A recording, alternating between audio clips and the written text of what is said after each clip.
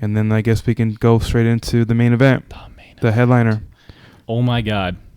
So this fight is very interesting to me because I think this is going to be a different fight, obviously, than the first one. Yeah. I think Stipe, Stipe haven't fought since last year. All right. He's been out for a year. Mm-hmm. He's been clamoring for this rematch. Finally gets it, and I think he's going to be very motivated heading into this. He is very motivated. Yeah, he's going to come in very motivated. He's going to look to rewrite his mistakes on the first fight.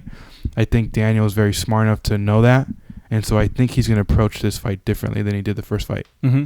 Which he even talked about in his interviews online, where he knows Stipe is going to come in with a different perspective, and he's going to look to adjust to that. It's not going to be the same fight as last year. No, because now he's not the champion who's trying to defend it. Right. He's the ex-champion who's hungry to get his belt back. Yeah. So what's your thoughts on the fight? Oh my God! All right, so yeah, I mean this one's so tough to call, like tough to pick, just because of how high level both of these guys are. Yeah. Like, I mean, you go back and watch the first fight, right? And we've seen DC fight bigger guys his entire career, right? And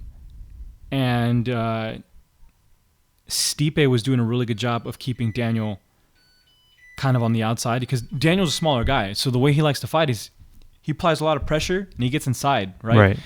Where he can really make the best use of his reach and his power, and get in clinching situations or wrestling situations if he needs to. Stipe was doing a really good job of kind of keeping Daniel on his back foot a little bit, not coming forward as heavily as he'd like to. And he even grappled with him a little bit, held him up against the cage. But then Daniel started finding his rhythm, obviously, right?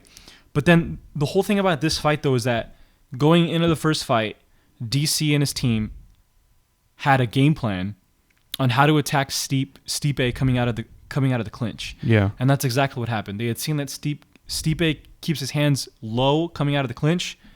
And that's what happened. DC got him in a clinch. They backed out. His hands were low. Pop! Caught him, and that was the end of the fight. So, who knows? Does he have like another secret weapon like that he's noticed in Stipe's tendencies? And does Stipe really have what it takes to beat DC? Because DC knows what the narrative it is, right? Mm-hmm. We just talked about it. Everyone's talking about that early success that Stipe was having. Right. Which DC attributes to him just trying to figure out Stipe's timing. And he even said, he's like, I already have his timing. I don't have to get in there and try to figure it out anymore. I can just go attack him immediately, right? So, man, if DC doesn't have a clear-cut path to victory like he did last time, right, this could be a 5-round war. It could be. It could be another classic. But I see this ending up the same way as last year. Yeah, I mean, it's kind of hard.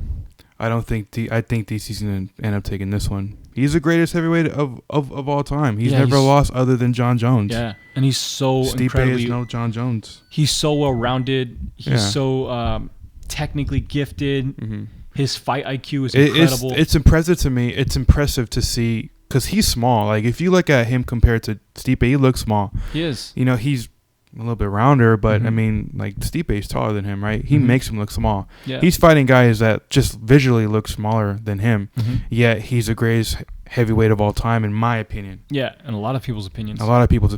You know, I don't see this fight going any differently. It might go longer, it might go different ways, but I think at the end result, I think DC is still going to be the champion. Yeah. I don't see Stipe winning this fight. Yeah, no, it's kind of tough because we both know that they're incredibly high level, but DC has just shown throughout his career he's just on a different level. Yeah. Like, let's just be honest, he's a different level. The guys he's beating, right? He's on a different level. Now, that being said, if Stipe beats DC though, that would shock me for sure. That'd be a shocker. I mean, at that point, Stipe's resume starts to look really good. Yes, I still wouldn't consider him the greatest of all time. I still feel like that's still DC. I mean, they have to do a third fight if he ends up beating him. Does DC want to do that though? Let's say he loses the heavyweight title. So yes, he does, because DC says he's not going out with a loss on his record. Okay. He clearly stated that yesterday. So let me ask you a question. Let's say Stipe wins this fight, Mm-hmm. right? And DC has his option for one more fight. He's going. I know you're gonna ask me, him or John Jones. Yes. He's going with Stipe. He's going with Stipe. I think that one to lose against a guy and then not go after him right away. Yeah. Right. You just lost your title. Right. I think that will bug him more. Okay. Because I think from what he's been saying, I think like the John Jones thing, yes, it's there, but it's not nagging him anymore. Okay. I feel like he's let that go a little bit. All right. I feel like if you lost to Stipe, like that was so recent. Yes. I think that would bug him more. Okay. So I feel like DC will go with this Stipe trilogy than a John Jones trilogy. Okay. Obviously, the people want a John Jones trilogy. Me and Or- you would probably want a John Jones trilogy. But I think DC will go against Stipe knowing that he just lost to the guy and he took his belt at the heavyweight division. Right. Where he's never lost before. Right. Because there's one thing, I mean, you know, he's comfortable in heavyweight, but then you're going to ask the guy to weight cut again. Right. Go back to 205. Right. He doesn't want to do that. Right. There's a lot of people that don't think that he wants to do that. Right. I think the only way he does do that is against John Jones. Yeah. That'd be the only exception. Right. But I if he loses this fight, that'd be a huge win for Stipe. Huge win. And I think that would lead up to a trilogy fight. All I know is that we're going to be there on Saturday night. Yeah. And no matter what happens, It's shit's going going to be a great crazy. night. I'm excited for this.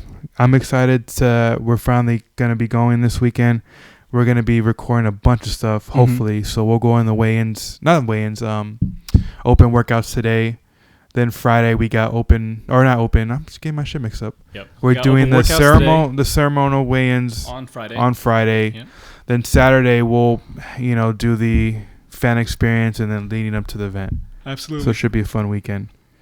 But yeah, I'm super excited. Like I said, this is probably one of the biggest cards throughout the year because any of those three big fights can be a main event for any fight night. Absolutely.